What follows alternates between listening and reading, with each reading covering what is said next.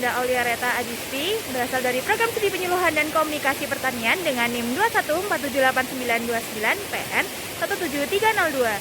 Saya bergabung pada golongan B5 Praktikum Ekosistem Pertanian kelompok 4. Saat ini saya sedang melakukan pengamatan pada Sungai Kayen yang berada di daerah Kayen, Depok, Sleman. Sungai Kayen terletak pada Desa Sumberan, Sariharjo, Depok, Sleman, Yogyakarta yang memiliki ketinggian daerah sekitar 212 mdpl. Saat dilakukan pengamatan pada Sungai Kayen, suhu udara berkisar 28 derajat Celcius dengan kelembapan sekitar 63%. Saat ini saya akan melakukan pengamatan ekosistem sungai pada Sungai Kayen. Sebelumnya, apa sih ekosistem itu? Ekosistem adalah tatanan kesatuan secara utuh menyeluruh antara segenap komponen lingkungan hidup yang saling berinteraksi membentuk suatu kesatuan secara teratur.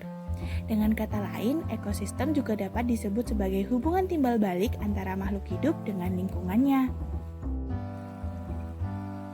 Nah, lalu apa sih ekosistem sungai itu? Ekosistem sungai adalah segala macam interaksi ataupun hubungan timbal balik dari makhluk hidup dan juga lingkungannya yang mana meliputi kawasan atau daerah sungai.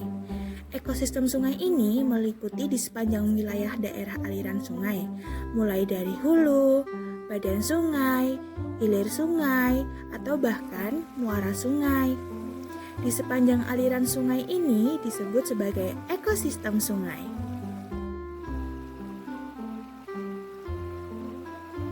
Adapun rantai makanan yang terjadi di sungai akan dimulai dari produsen, konsumen tingkat 1, konsumen tingkat 2, konsumen tingkat 3, kemudian akan diurai oleh pengurai atau dekomposer. Aliran energi atau arus energi yang terjadi pada ekosistem sungai dimulai dari energi matahari yang digunakan fitoplankton untuk memproduksi makanannya. Selanjutnya, fitoplankton yang berperan sebagai produsen akan dimakan oleh udang lembut sebagai konsumen tingkat pertama. Udang lembut akan dimakan oleh ikan lele sebagai konsumen tingkat kedua. Ikan lele akan dikonsumsi oleh manusia sebagai konsumen tingkat 3 atau akhir, dan yang terakhir manusia akan terurai oleh bakteri atau jamur pengurai. Daur materi yang terjadi pada ekosistem sungai yaitu daur karbon dan juga daur oksigen. Daur karbon dan juga oksigen dimulai dari tumbuhan alga atau lumut dengan bantuan cahaya matahari dan karbon dioksida untuk melakukan fotosintesis agar menjadi energi yang nantinya akan disalurkan kepada konsumen 1, konsumen 2, dan seterusnya.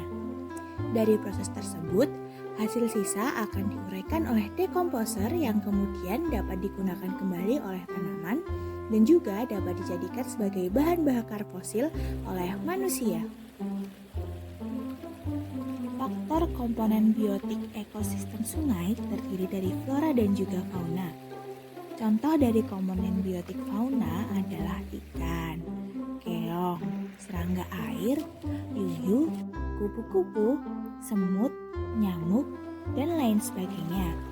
Sedangkan contoh komponen biotik dari flora adalah lumut, pohon bambu, pohon pisang, pohon pepaya, rerumputan, cipukan, tumbuhan-tumbuhan liar, dan lain sebagainya. Sementara itu, faktor komponen abiotik pada ekosistem sungai terdiri dari tanah, air, batu, pasir, udara, cahaya matahari, suhu, kelembaban udara, dan lain sebagainya. Komponen abiotik tersusun atas benda-benda mati.